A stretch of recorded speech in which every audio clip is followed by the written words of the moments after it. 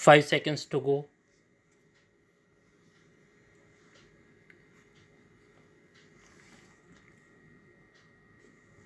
Start.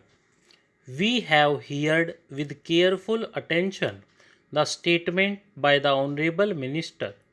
It would have been helpful if the Honorable Minister had thought it prudent to give us in advance a copy of the statement which he has just now made.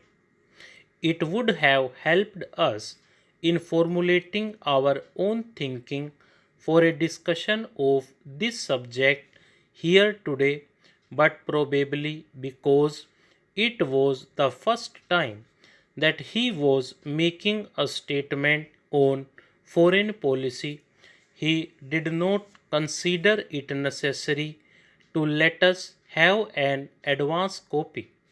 But in future, when the Honorable Minister make such statements, I would through you request him to let us have an advance copy to help us. The statement made by the Honorable Minister does give a fairly clear idea of how he proposes to handle the various matters that concern his charge.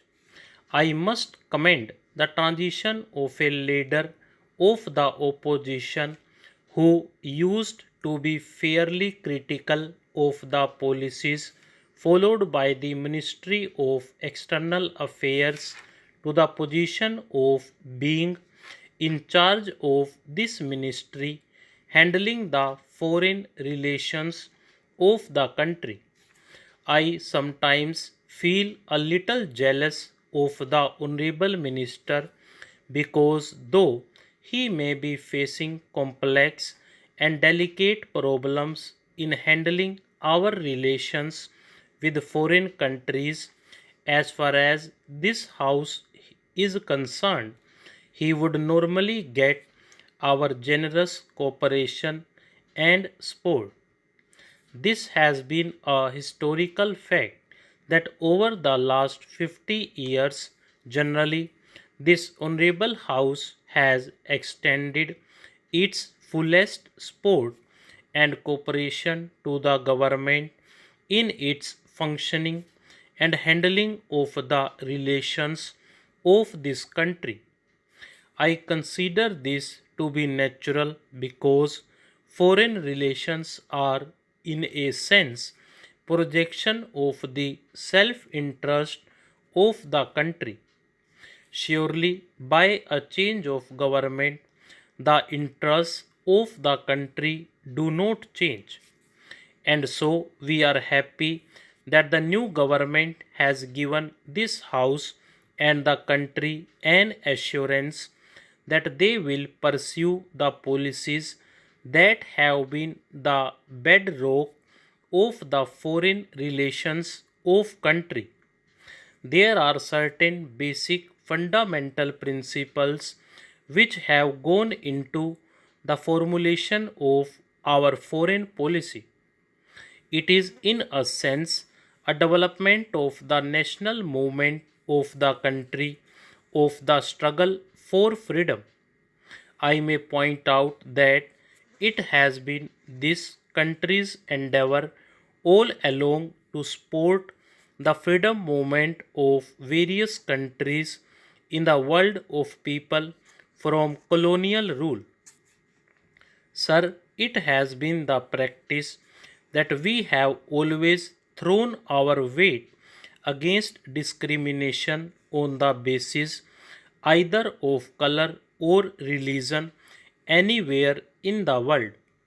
We have also emphasized very often that we cannot be silent spectators when majority communities in the countries are oppressed and ruled by racial minorities.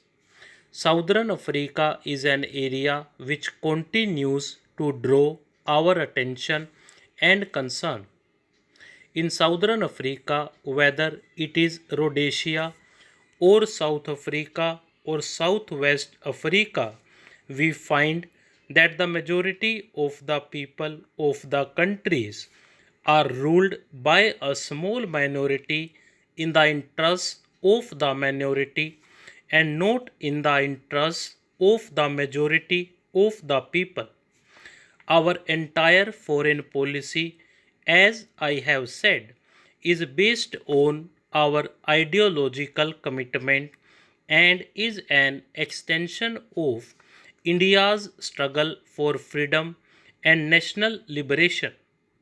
There is a small point to which I would like to draw the attention of the Honorable Minister, and I hope he would not mind my drawing his attention to it.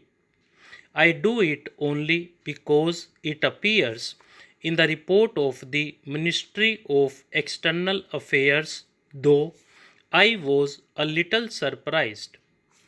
I am a little unhappy that this statement is being made in the printed report of the Ministry of External Affairs, and I may point out that this has been said more than once in the report. Why this was emphasized and what does it imply?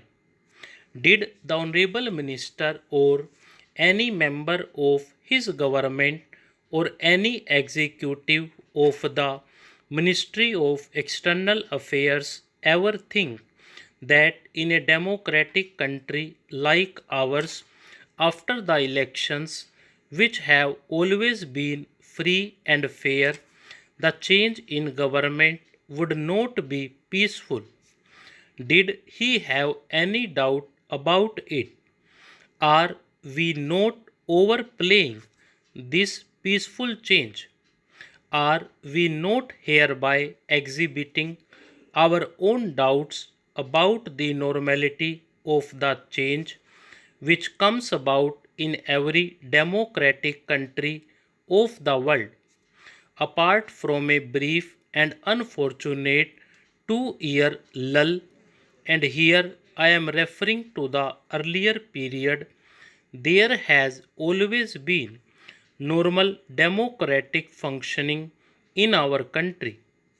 If the elections had not been held or had not been free and fair, and the change of government not normal, the Honorable Minister would not have been the Minister of External Affairs.